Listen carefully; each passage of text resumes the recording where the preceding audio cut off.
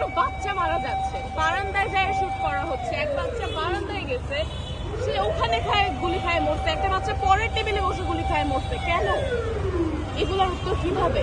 আপনারা ডিএমসি ফারহান ফায়াজ সবাইকে চিনেন না? তার বয়স কত ছিল? তার বয়স কত ছিল? আমরা তো ভবিষ্যতে এই দেশের ভবিষ্যৎ কারা? আমরা তো, তাই না? আমাদের দিয়ে তো আগাবে। আমাদেরকে যদি ভাবে শেষ করে রাষ্ট্র কি দিয়ে চলবে? রাষ্ট্র আগাবে? রাষ্ট্র আগাবে না। সরকারের কাছে একটাই অনুরোধ, আমাদের 9 দফা মানুন আর আমাদেরকে নিরাপত্তা দেন। আপনারা কি মনে করছেন যে আপনাদেরকে দমন করা হচ্ছে?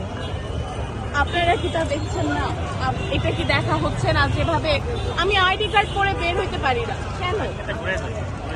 আমি আইডি কার্ড পরে বের হতে পারি না কেন? আমি আমার আইডি কার্ড যে এখানে দেখাচ্ছি, আমি কাউকে বাসায় ঠিক থাকবো নাকি আমি সেটা জানি না।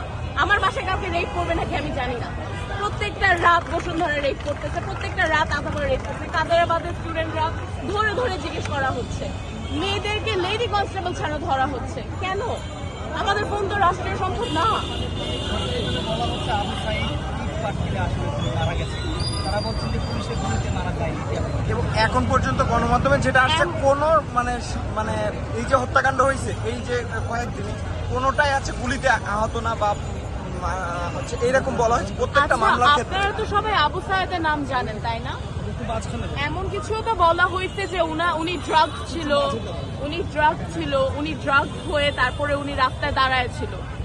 আপনার কি মনে হয় উনি রাবার বুলেটে মারা গেছে? কেউ কি রাবার বুলেটে মারা যাওয়া সম্ভব?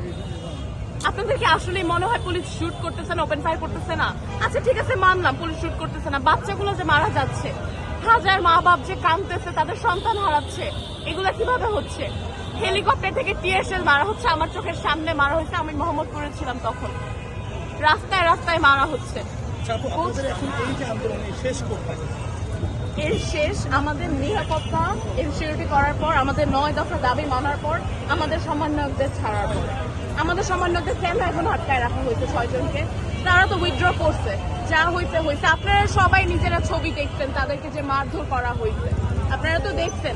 এভাবে তো মানুষ, এটা তো কোন মানসিক যন্ত্রণা, কোন শারীরিক যন্ত্রণা, এটা কিভাবে একটা মানুষ করে? হয় না, এভাবে হয় না।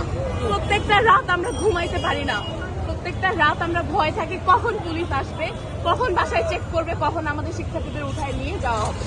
অনেক শিক্ষার্থীরা বলছেন যে তাদের গায়ে আসলে হাত দেওয়া হয়েছে, হাত দেওয়া হয়েছে,